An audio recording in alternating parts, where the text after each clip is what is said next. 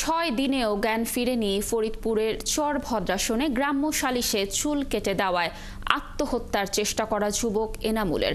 তাকে Dhaka medical college হাসপাতালের আইসিইউতে রাখা হয়েছে। পরিবারের দাবি, সালিশে কেবল জরিমানার সিদ্ধান্ত হলেও স্থানীয় ইউপি সদস্য অতি উৎসাহী হয়ে এনামুলকে মারধর করেন এবং চুল কেটে দেন। পুলিশ জানিয়েছে, ঘটনায় অভিযুক্ত ইউপি সদস্য সহ 2 জন আটক হলেও তারা বর্তমানে জামিনে রয়েছেন।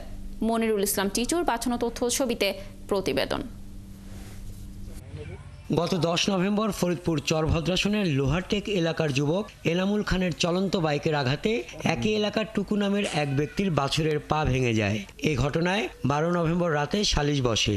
এনামুলের চাচা জানান, সালিশে 20,000 টাকা জরিমানা ধরা হলেও ইউপি সদস্য সারোয়ার আজম মৃধা অতি উৎসাহী হয়ে এনামুলকে মারধর করে চুল কেটে দেন। ক্ষোভে দুঃখে 13 নভেম্বর গলায় ফাঁস লাগিয়ে আত্মহত্যার চেষ্টা করে এনামুল।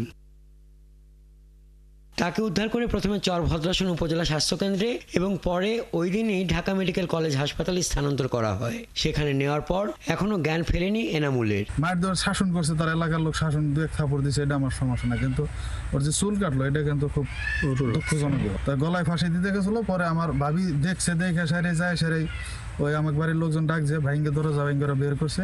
অভিযুক্ত ইউপি সদস্য জানান, বেপরোয়া মোটরসাইকেল চালানোর কারণে এনামুল একাধিকবার দুর্ঘটনা ঘটিয়েছে। সালিশে ঔদ্ধত্যপূর্ণ আচরণ করায় তাকে চর থাপ্পড় মারা হয়। তার বাবার পরামর্শে চুল কেটে দেওয়া হয়েছে। এছাড়া সালিশে উপস্থিত চরভদ্রাসন ইউপি চেয়ারম্যান জানান, যুবককে ভালো পথে আনার জন্য শাস্তি দেওয়া হয়েছিল। চেয়ারম্যান জিজ্ঞায় বিভিন্ন যে ঘটনাগুলো, এই ঘটনা জিজ্ঞাসার পর চেয়ারম্যানের উপরে সে উত্তেজিত হয়ে যায়। তখন চেয়ারম্যান কয়, কি অবস্থা, তুমি এরকম উত্তেজিত হও কেন? তখন চেয়ারম্যান গায়ে একটা করে মারি, সে লাঠি আইন দিবার গেছে একজন, তখন আমি তার 2টা থাপড় দিছি। 2টা থাপড় দিয়ে বলছি, তুমি চলে যাও।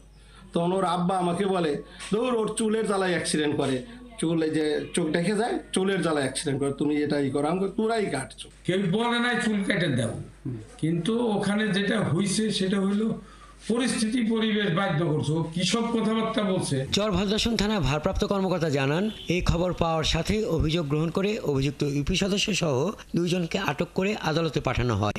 তারা বর্তমানে জামিনে রয়েছেন। যেভাবে লিখিত পেয়েছি, আমরা প্রাথমিকভাবে সেই ব্যবস্থা গ্রহণ করেছি, আমরা তদন্ত করছি। এই তদন্তের ক্ষেত্রে যে আইন ব্যবস্থা আসলে আমরা এই আইনের প্রকৃতি ব্যবস্থাটা ইনশাআল্লাহ। সালিশের নামে আত্মসম্মানে আঘাত করা অন্যায় জানিয়ে দ্রুত অভিযুক্তদের শাস্তির আওতায় আনার দাবি তুলেছে এলাকাবাসী।